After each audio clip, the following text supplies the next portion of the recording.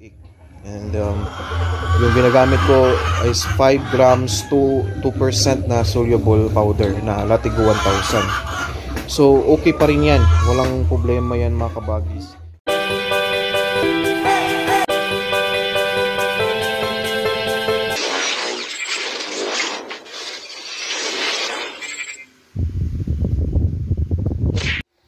Ayan, naporma na yung angle bar mga kabagis. Nalagyan na ng angle bar.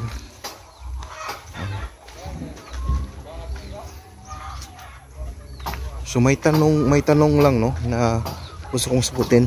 Yung bang napurga mo na yung baboy mo, and then di ba normally yung yung sinasuggest ko na ideal na purga is yung monthly. Pero what if daw wala pang 1 month magpurga na? So pwede ba yan? Yun yung sagutin ko mga kabagis, no? Kasi may mga cases na rin na ganyan yung setup din ang nangyari sa akin. Katulad dito, yung brown. Sagutin natin yan. So please keep on watching. Huwag kalimutang mag-subscribe kung hindi pa kayo nakapag-subscribe sa ating YouTube channel mga kabagis. Salamat in advance.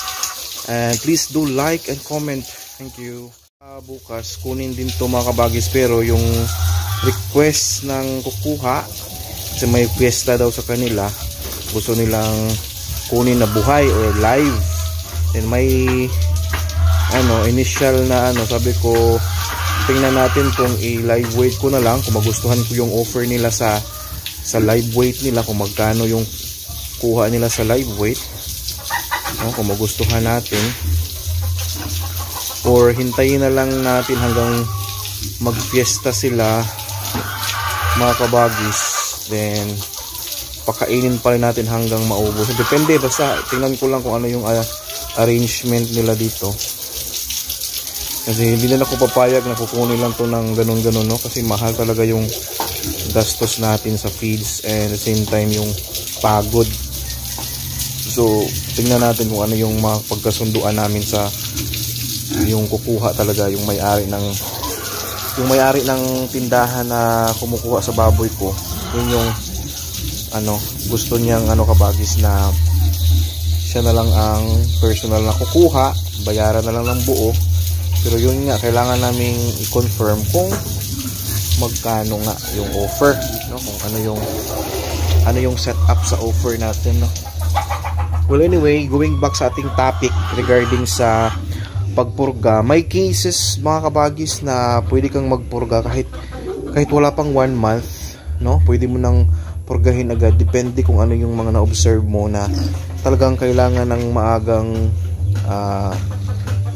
pagtugon doon sa case na yon. So katulad dito, napansin ko kasi dito is mabulate compared sa dalawa. So napurga ko to kabagis na wala pang 1 month, pinurga ko at okay naman, wala namang problema. The same din sa inyo kung gusto ninyong magpurga na kahit wala pang 1 month, kasi yun nga, may mga ganong cases na kailangan mo talaga silang purgahin ng mas maaga. So okay lang yan, but you have to make sure na tama din yung pagbigay ninyo regarding sa sukat, ano yung mga dosage, ganon. So ang ginawa ko, kahit napurga ko to ng maaga, wala pang 1 month from napurga ko siya nung last, so same pa rin, isang sachet, isang baboy or isang biik.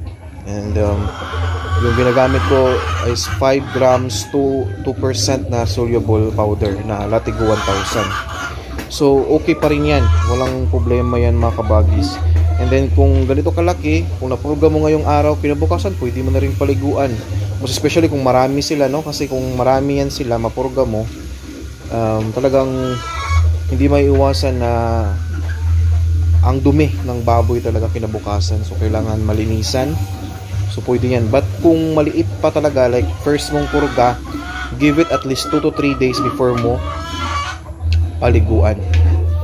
So yun yung sagot ko doon. Pwede mo pa rin purgahin kahit mapaaga sa 1 month. Kasi nga mayroon kang gustong gawin, mayroon kang gustong i-address na dapat sa madalian na panahon. Yan, so paano din tayo mag-identify pala na maraming bulate yung ating mga inalagaang baboy? Ang pag-identify ko dyan mga kabagis is dalawang klase. Yung una is yung appearance talaga ng baboy na mabulati. Malalaman mo yan sa katawan na kahit malakas kumain pero payat na payat pa rin, hindi pa rin tumaba.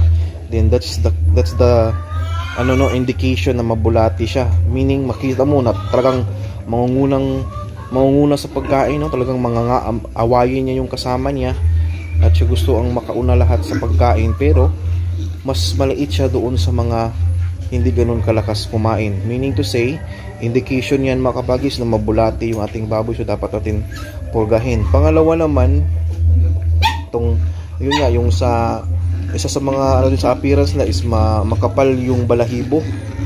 No, yung balahibo parang palaging kabagis ba, parang nakatayo palagi, no, makapal. So isa din yan sa indication ko na marami yung bulati niya. And then lastly is yung ayaw kumain. Yung ayaw kumain, okay, so, dalawa may malakas kumain pero hindi naman tumaba, hindi lumaki. And then yung ayaw naman kumain or kumain lang, konti lang yung pagkain nila tapos mahina, ganyan.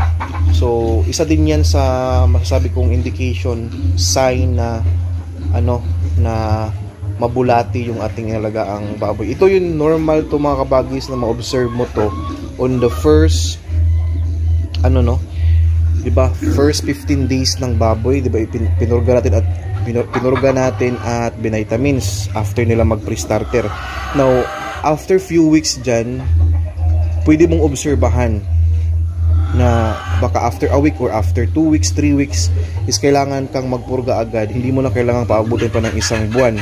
Yun yung ko din, isa sa mga strategy ko din about sa purga. Diba, ang normal natin na pagpurga is monthly. But again, yung first purga natin after 15 days pagkain ng pre-starter, you can observe kasi may mga baboy na hindi talaga matamaan doon sa ating ginawang unang purga na kailangang ma-follow upan sila ng mas maaga. So yun yung ginagawa ko, ino-observe ko kung sino yung mahinang kumain, malakas kumain pero hindi lumaki, hindi tumaba, after couple of weeks. Then that's the time na magpurga ako nang walang isang buwan pa na pagitan. Again, case to case basis yan.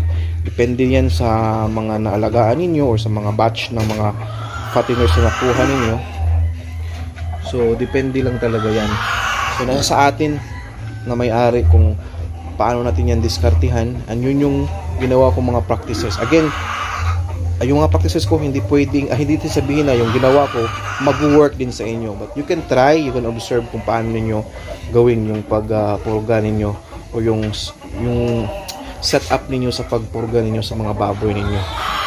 So ganun yung ginagawa ko mga kabagis, and sinishare ko lang na pwedeng gawin yung hindi aabot ng isang buwan na pagitan, pwedeng paluapan ng pagpurga kung alam mo at makita mo talaga na may kailangang tugunan, kasi may 2-3 na hindi natamaan doon sa unang purga natin.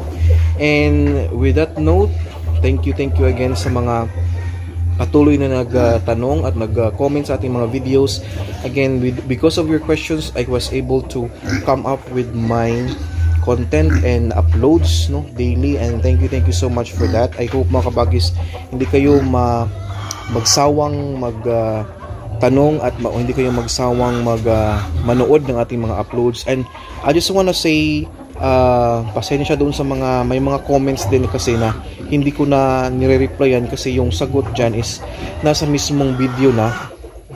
At saka yung mga ibang comment din na yung sagot naman is nasa mga previous videos ko. Just please do check mga kabagis yung ating mga uploads kasi nandyan naman yung lahat. And also sa mga hindi convinced sa ating mga sinasabi, you can visit my previous videos kasi yung mga batch na katulad nito, yung mga kasama niya na nabenta na from biik day 1 until now, updated yan tayo sa mga gaano na sila kalaki, gaano na yung progress nila. So that's how I do my documentation mga kabagis.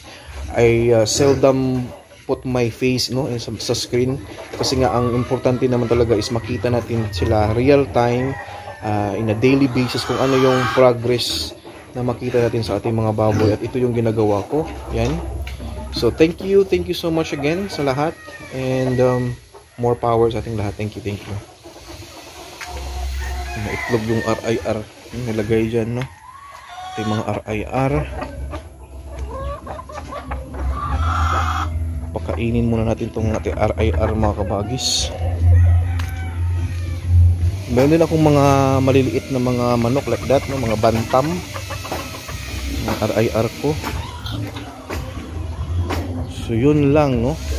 Update din sa ating ginagawang tindahan. Yung terrace ko lang po yung aming ginawang tindahan, which is wala na kasi akong option at we have to maximize our space mga kabagis para mapagkitaan natin. So lahat ng pwede nating mapagkitaan yan ginagawa natin, i-maximize natin. Alright, so yun.